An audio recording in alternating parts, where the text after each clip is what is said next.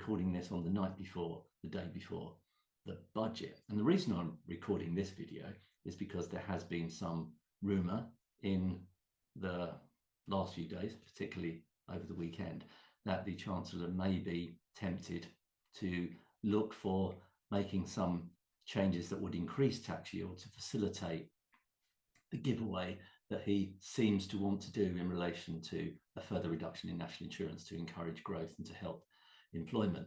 The reason for this desire, possibly or need even, to go down the back of the tax sofa, as it were, is it seems, we understand, that the OBR forecasts are giving him less fiscal headroom to make that change. So he needs to justify it, to be fiscally responsible, by introducing some further tax harshness, as it were. I've covered one of the areas on furnished holiday lettings in another video. In this one, I'm going to look at the other change that is being touted as a possibility, only by the press, I would say, and that is a change to the non-dom provisions, which has been talked about an awful lot by Labour over the last year or so as a means of generating more income.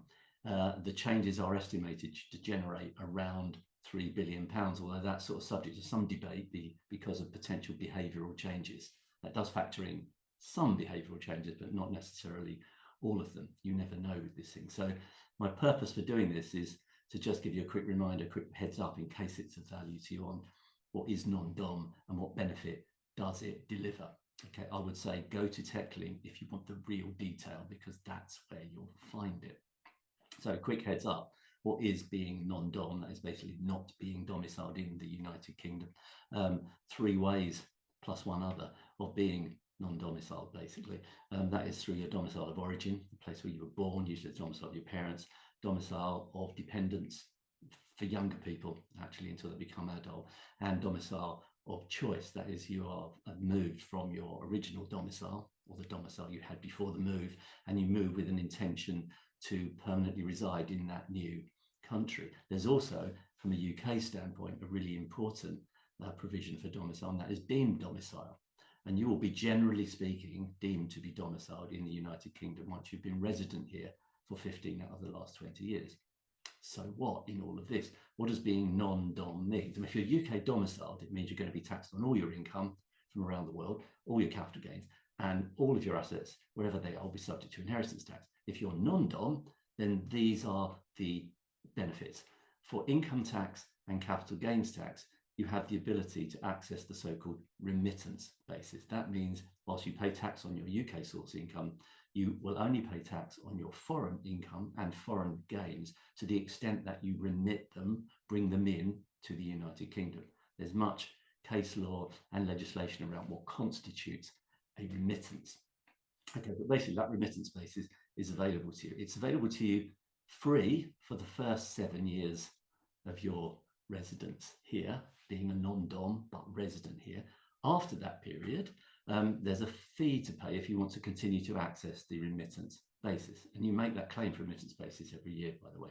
The fee to pay if you've been here for 7 out of the previous 9 years is £30,000 a year to access the remittance basis, which enables you not to pay tax on your foreign income and gains, provided you don't remit it to the United Kingdom.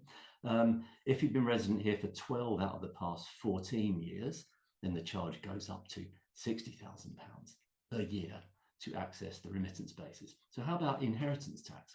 How does that work? Well, if you are a non-dom, then broadly speaking, only your UK cited assets will be subject to inheritance tax. Anything that is not cited physically legally in the UK will not be subject to inheritance tax. Oh, that's interesting. Pretty good. There is also an additional rule that provided you set up a trust, an excluded property trust, a trust that to hold your non-UK cited assets, even if you subsequently become UK domicile, that trust asset, provided it continues to hold non-UK cited assets, will continue to be outside of your estate for inheritance tax, even if you could potentially benefit under the trust. That is very much a quick heads up on non-dom and the benefits of it. And at worst, for non-doms, of course, all of that could go to generate the money that the Chancellor would like to attribute to different purposes. So hopefully that was helpful. TechLink will be even more helpful. And we look forward to seeing you again when we're doing our budget analysis.